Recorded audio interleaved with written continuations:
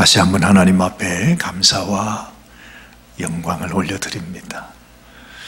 생각해 보면 참 너무너무 연약한 것밖에 없는데, 정말 세상에 많은 교회들이 있죠. 사실 우리 교회보다도 더 많은 사람들이 모여 하나님께 아름답게 예배드리는 교회들도 많을 것입니다. 그런데 돌아보면 정말 이 어둠의 세상 속에서 빛을 비추기를 원하는 하나님의 아름다운 선한 일들이 우리같이 연약한 우리를 통해서 이렇게 나타내시는 것을 보면 얼마나 감사한지요. 여러분, 그래도 매번 금요일마다 우리 교회를 찾아오시는 분들, 그리고 이번에도 우리 부흥 집회를 통해서 저기 멀리 샌디에고에서, 피닉스에서, 시애틀에서 세상의 비행기를 타고 같이 참여하겠다고 오신 분들이 우리에게 뭐라고 하느냐 하니까, 야, 정말 어떻게 교회가 이렇게 은혜스러울 수가 있네요. 어떻게 예배를 이렇게 은혜스럽게 드리느냐 그러면서, 아유, 제가 부끄러울 정도로, 정말 우리가 얼마나 부끄러운데, 정말 너무너무 연약한, 아무것도 내세울 것 없는 아주 정말 연약한 교회인데 세상에 그분들이 와서 저희를 부러워하고 칭찬해주고, 세상에, 요즘 세상에 이런 교회 없어요, 그렇게 말씀하시는 걸 들으면서, 이 모든 것이 다 하나님의 은혜이구나. 정말 연약한 우리를 못났다, 연약하다, 너희가 왜 그러냐 이렇게 책망하지 아니하시고, 오히려 여러분, 이 계절에 우리를 사용하시는 주님, 이렇게 보면서 하나님, 그러네요. 우리는 정말로 부족한 인생이지만 하나님, 우리를 통해서 하나님의 존귀한 선한 일이 나타나게 하심을 감사합니다.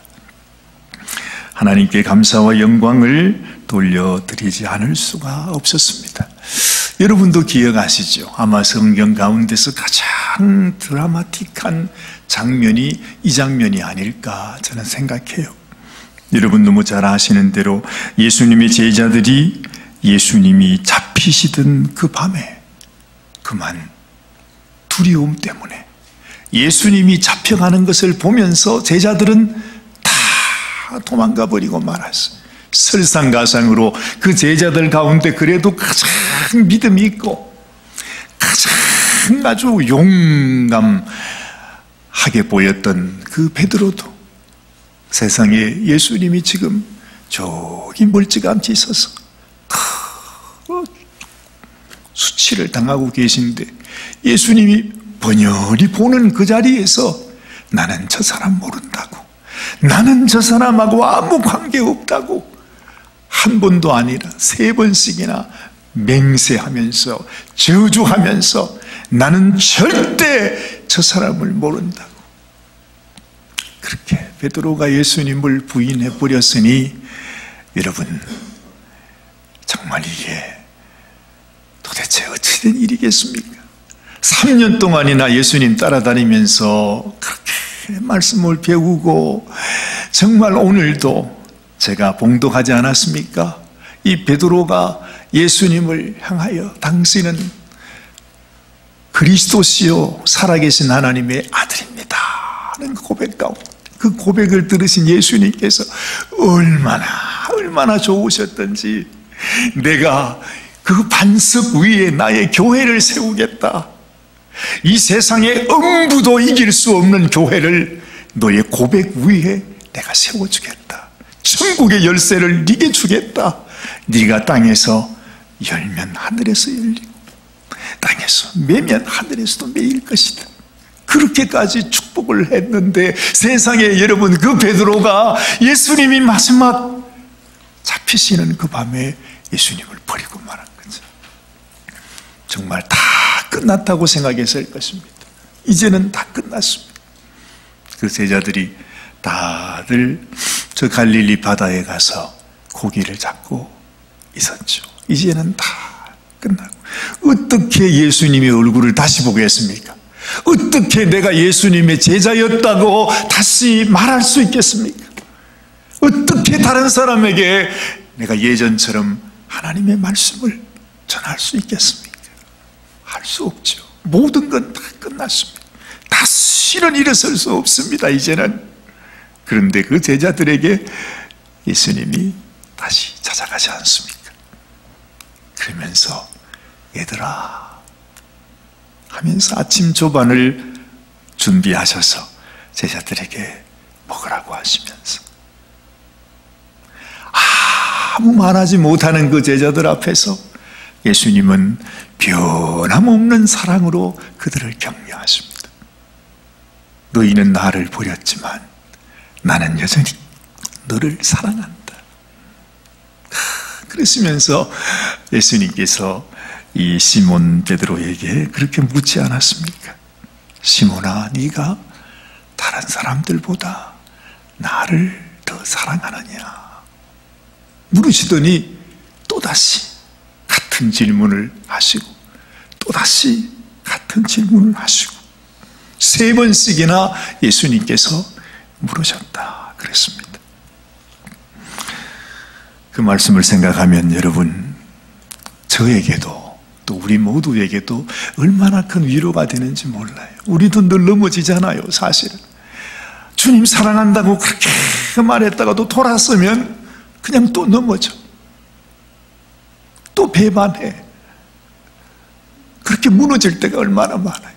이제는 내가 주를 위해 살겠습니다 하고 다짐하고 결심했는데 정말 며칠 가지 못해서 또다시 무너지는 우리의 모습을 우리가 또 발견하게 되는 것입니다. 사랑하는 여러분, 그러나 그때마다 주님은 세상에 또다시 나를 받아주시면서 이야, 그래요. 이제는 끝날 것 같은데 내 주님의 사랑은 끝나지 않았어. 그래서 여러분은 누구도 판단할 수가 없는 것입니다. 우리가 그 어느 누구도 죄인이라고 정죄할 수가 없는 것입니다. 도대체 주님이 우리를 향하신 사랑, 주님이 우리 같은 죄인을 향한 주님의 마음이 얼마나 깊은지, 정말 하늘보다 높고 바다보다 깊어요.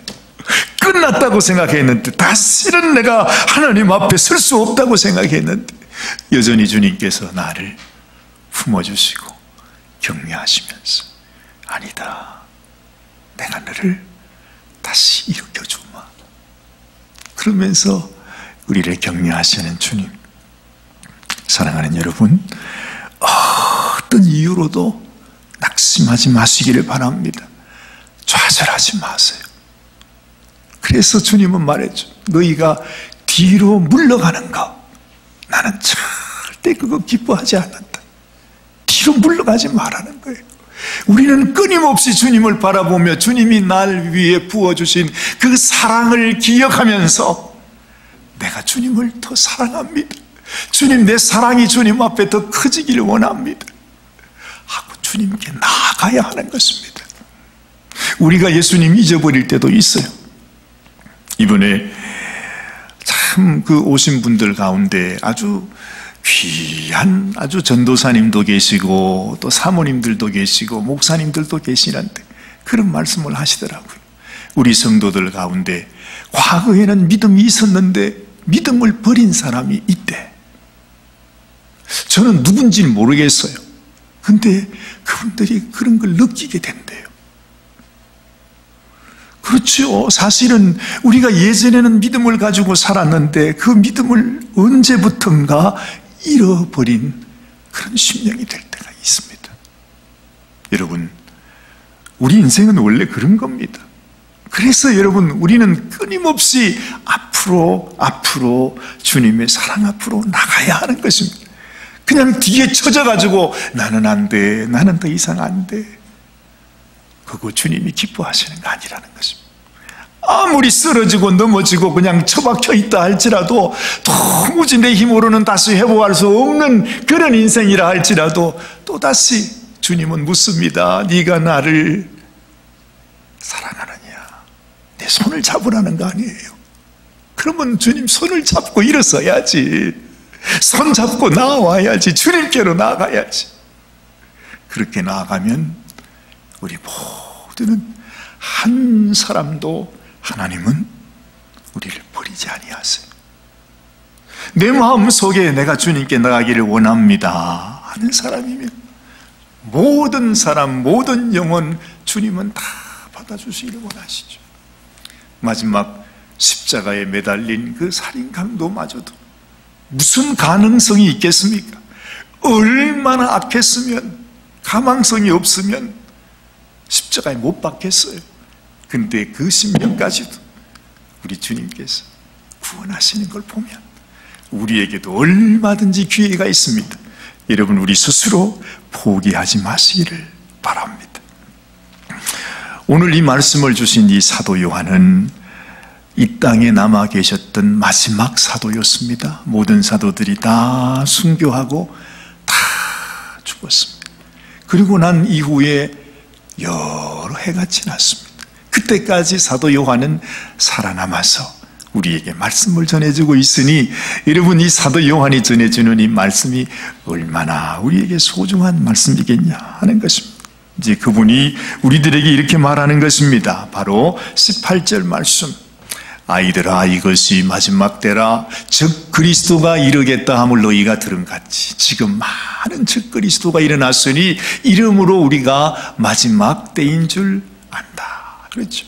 예수님께서 마지막 때가 되면 이런 일 저런 일 많은 것들을 얘기하셨습니다. 그런데 이 사도 요한이요, 그 많은 것 가운데 가장 위험한 것, 가장 우리가 기억해야 되는 것이 뭐냐?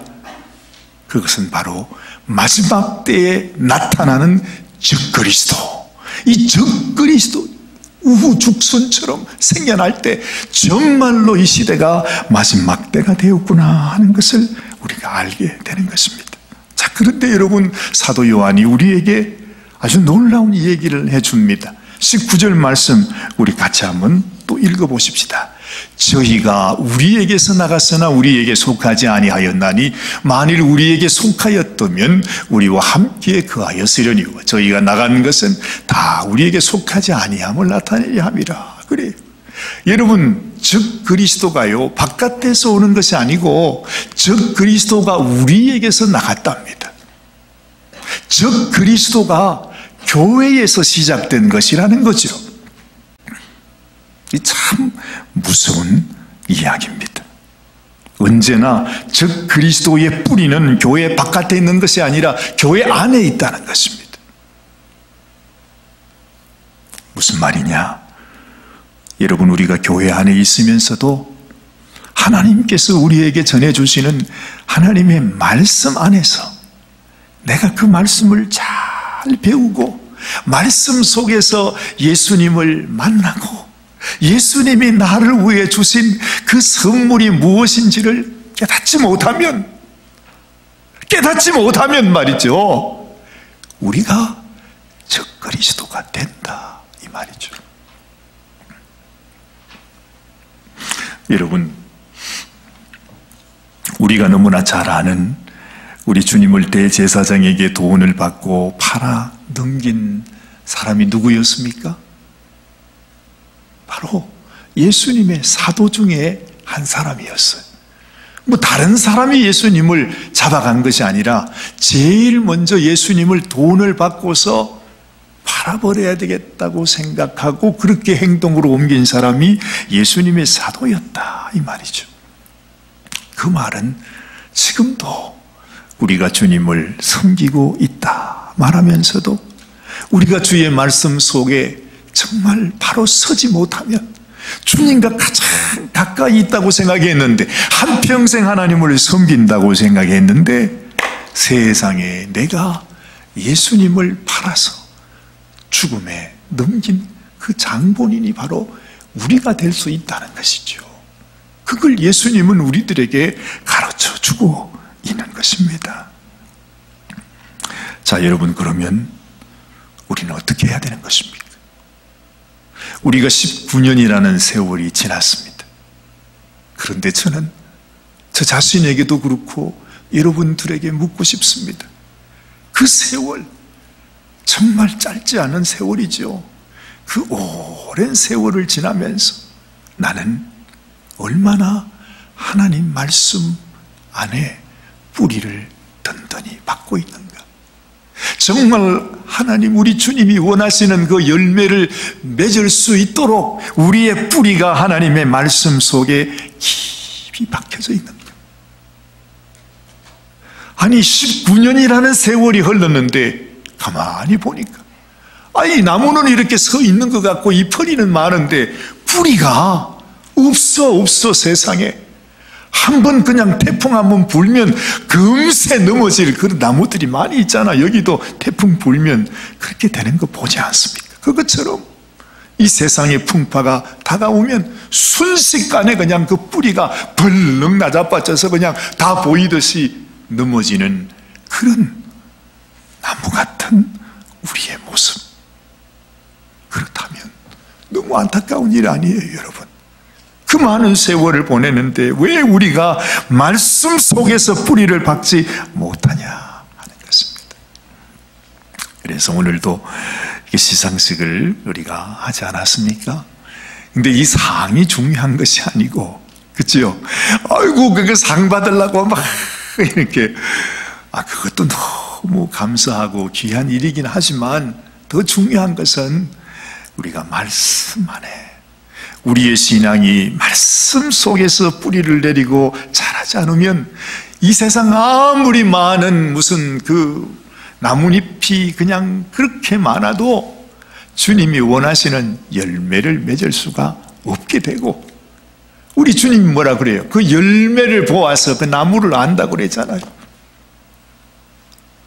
우리는 하나님 앞에 책망받을 수밖에 없는 인생이 되는 것입니다. 그래서 여러분 꼭 기억하십시오. 이제 생일이 되는 이날 꼭 기억하는 것은, 내가 오늘 예배를 드리러 나온 것은, 또 내가 지난 세월 동안 하나님을 섬긴다고 하는 것은 말씀에 뿌리 박기 위함이다.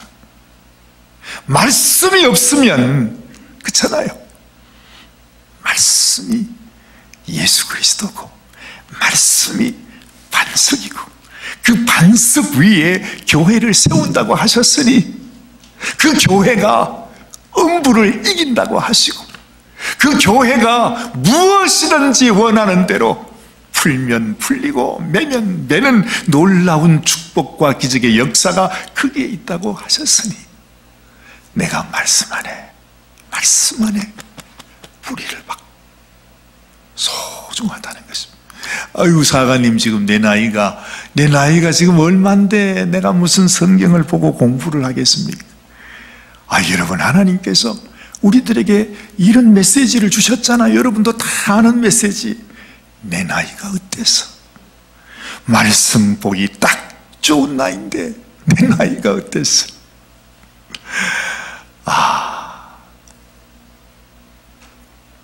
그래, 여러분, 소중한 겁니다. 너무 안타까운 것은요, 많은 성도들이 평생을 교회를 나왔는데 정작 그 말씀에 뿌리를 두지 않았어.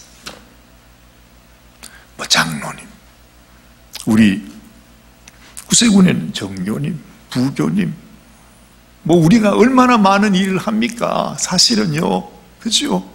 그런데도 나의 믿음이 주님께서 나에게 주신 그 말씀 속에서 도대체 주님이 내게 어떤 은혜를 베푸셨는지, 어떤 사랑을 베푸셨는지 그건 관심이 없어.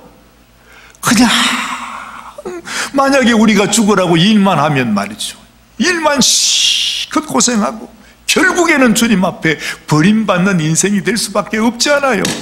주님이 원하시는 것은 그저 너희가 이런 일 많이 하라고 하신 것이 아니죠.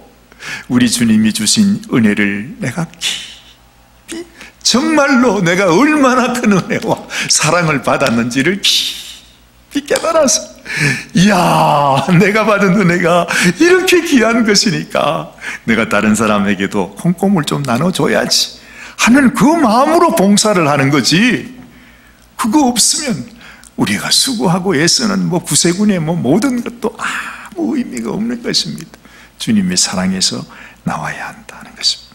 자, 오늘 사도 요한이 이 노사도가 우리에게 분부하는 것입니다. 22절 말씀 보세요. 거짓말하는 자가 누구냐? 그래요.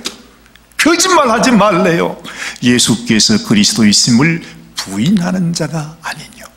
아버지와 아들을 부인하는 그가 저 그리스도다. 주님의 사랑이 내 마음속에 깊이 와서, 주님 감사합니다. 나 같은 죄인을 용서하시고 나같이 못난 아무 소망 없는 내 인생을 주님이 불러서 당신의 자녀 삼아주신 하나님의 은혜, 세상의 부모의 은혜도 하늘보다 높다는데, 바다보다 깊다는데, 우리를 위해 정말로 피 흘려주시고 십자가에 못 박혀주신 하나님, 그 예수님이 나를 위해 그 큰 은혜를 베풀어 주셨는데, 그 사랑이 얼마나 큰지를 우리가 몰라요? 여러분, 우리가 몰라요? 그걸 우리가 몰라요? 우리 마음속에 아무런 감동이 없어요.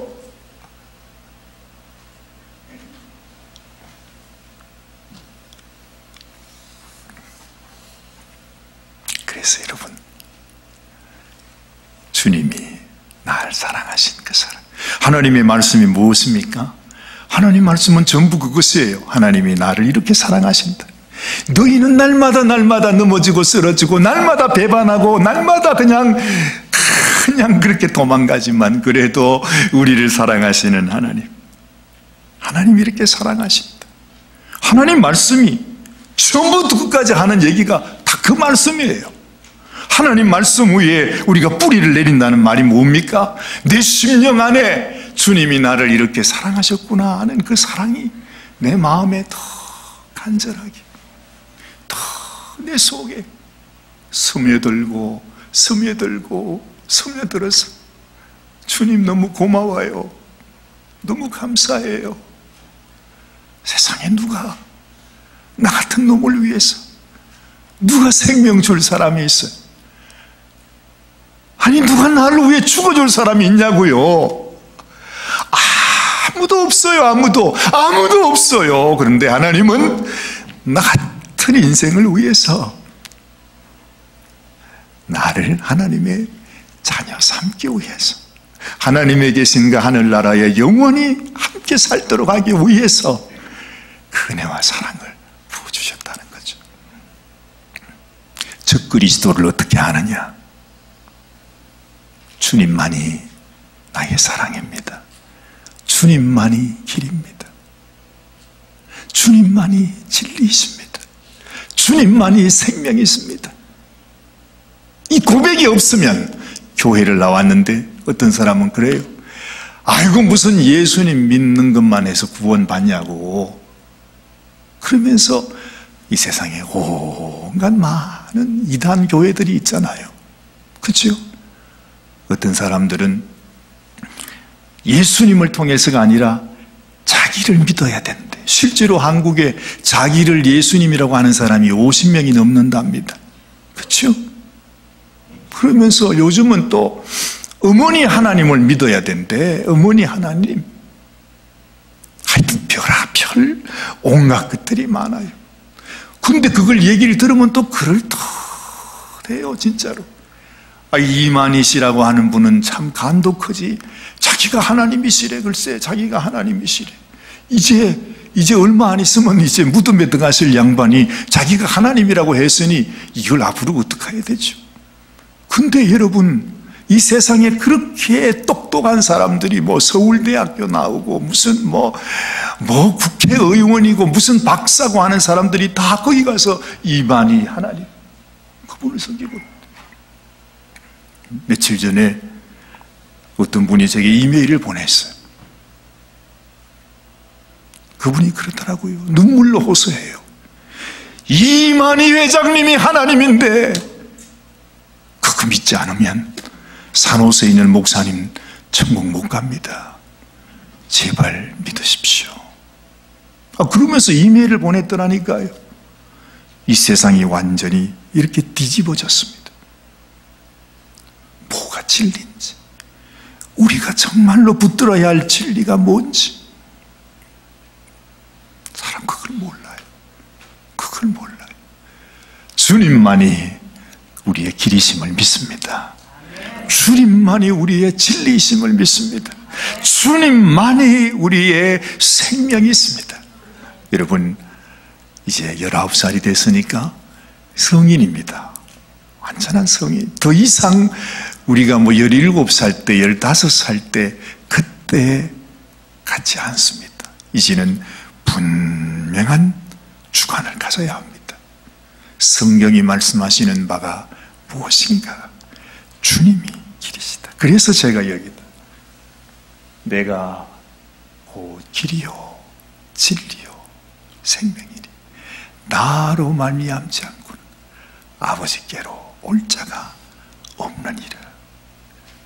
이제 잎이 떨어지는 가을입니다. 보기 좋죠. 하나님께서 이것을 보여주면서 얘들아, 너의 인생의 겨울이 다가오고 있다. 내 인생의 겨울이 다가오고 있다. 그때 너희가 고백해야 하는 것은 오직 예수님만이, 오직 예수님만이 길이요 진리요 생명이라고 하는 사실 꼭 기억하라. 꼭 기억하라. 그것을 생일을 맞은 우리들에게 하나님께서 전해주시는구나. 아니면 우리 모두가 다 적그리스도가 되는 것입니다. 하나님의 심판을 피할 수 없는, 이렇게 예배드리고 교회의 식구로 있으면서도 마지막에는 주님을 팔아버리는 그런 인생이 될 수도 있다는 것입니다. 말씀 위에 든든히 붙잡혀서 여러분의 신앙의 집을 잘 지어나가시고 낙엽만 떨어지는 것이 아니라 풍성한 열매를 맺어 주님께 올려드리는 저와 여러분들이 되시기를 주님 이름으로 축원합니다. 기도하십시다. 하나님 아버지, 감사합니다. 주님께서 주신 은혜, 주님이 주신 사랑, 오직 우리를 구원하시고 우리에게 생명 주시고 우리에게 참 은혜와 축복으로 이 세상 음부가, 이 세상 약한 원수가, 이 세상의 마귀들이 빼앗아갈 수 없는 하나님의 영원한 백성 삼기 위해 주님은 당신의 피를 뿌리시고 십자가에 못 박히시면서 우리를 사랑하셨습니다. 그리고 오늘도 우리를 향하여 물으십니다. 네가 다른 사람들보다 나를 더 사랑하느냐? 물으시는 주님 앞에 주님이 아십니다. 내가 주님을 얼마나 사랑하는지 우리 주님 아시지 않습니까? 이렇게 고백하는, 사랑하는 우리 모든 성도들이 되게 하여 주시옵소서. 우리 주님 예수님의 귀하신 이름 받들어 간절히 기도드리옵나이다. 아멘, 아멘.